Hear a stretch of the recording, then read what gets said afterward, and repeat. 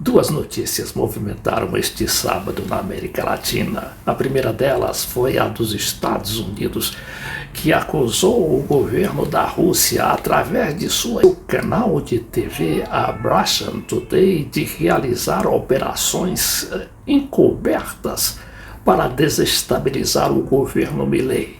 E a outra vem da Venezuela, com o governo anunciando a apreensão de 3 americanos que seriam ligados à CIA e 2 espanhóis que também seriam ligados ao Centro Nacional de Inteligência da Espanha, o CNI.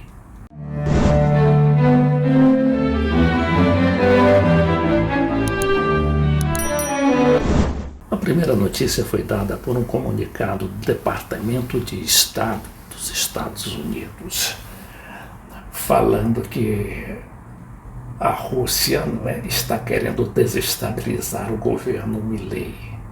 Além do mais, voltou a sancionar a cadeia de televisão RT, Russia Today, por sua participação na arrecadação de fundos para o exército de Vladimir Putin. Não se esclarece aqui como é que uma estação de TV, ou um canal de TV que tinha presença no YouTube, grande presença por sinal, a ponto de atingir a 4 bilhões de views. Mas só que esse canal há muito que foi caçado do YouTube, desde exatamente quando foi deflagrada a guerra da Rússia contra a Ucrânia. Mas vamos aqui o que diz o Departamento de Estado, que também não esclarece, apenas lança essas informações no ar, sem maiores explicações.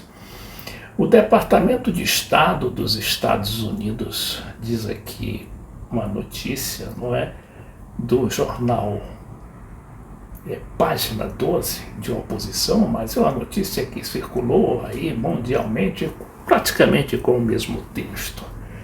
Diz que o Departamento de Estado denunciou que a Rússia realiza operações encobertas que têm como objetivo a desestabilização do governo do presidente Javier Milei, para provocar tensão com os países da região.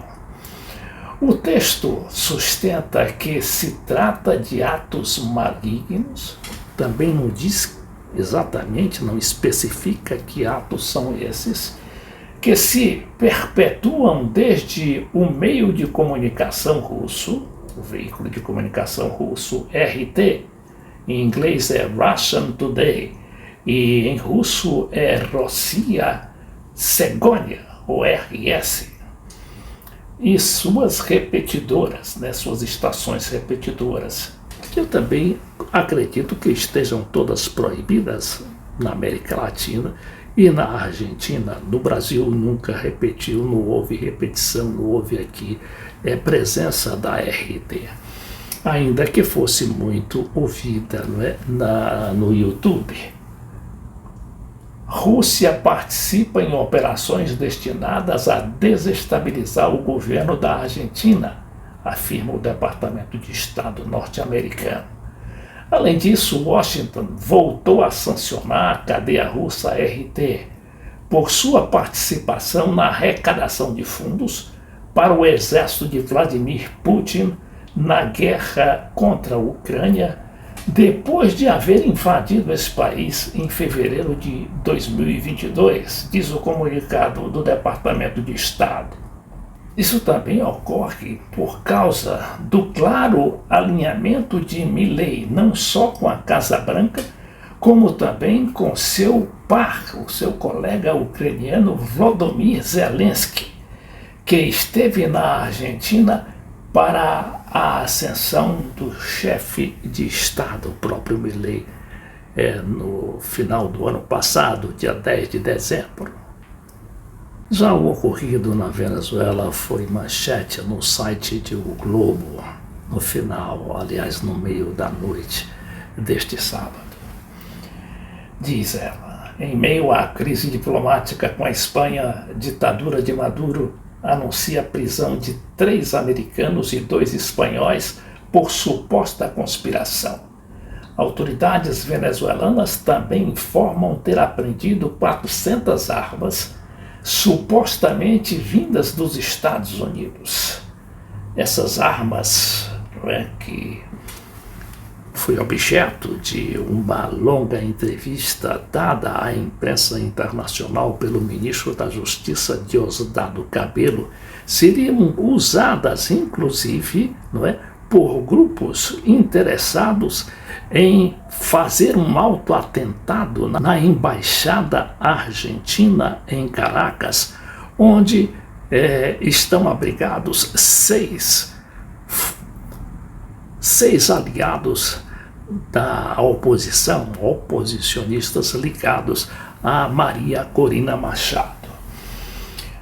Aí diz no texto, no corpo da matéria, que a polícia venezuelana prendeu 3 americanos, 2 espanhóis e um tcheco, todos acusados de participarem de uma suposta conspiração para desestabilizar o país.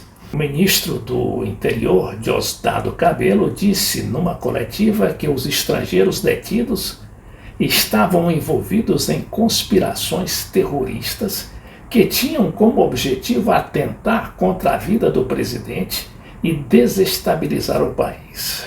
Na sequência das eleições presidenciais de 28 de julho, 2 cidadãos espanhóis foram recentemente detidos em Puerto Ayacucho, no estado de Amazonas, sul do país.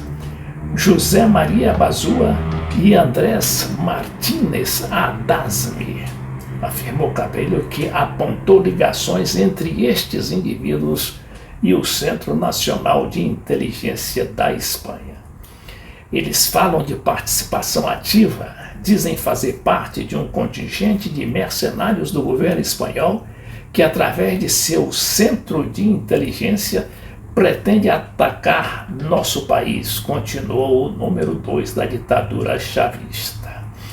E aí vem aqui falando sobre as relações tensas com a Espanha, recorde-se que a Espanha recentemente, através de seu parlamento, chegou a anunciar uma decisão por maioria dos membros do parlamento para pedir ao presidente, ou seja, ao primeiro-ministro da Espanha, que lá se chama presidente. De qualquer maneira, as prisões ocorrem, diz novamente esse material de O Globo, em um contexto de tensões diplomáticas entre Caracas e os governos da Espanha e dos Estados Unidos.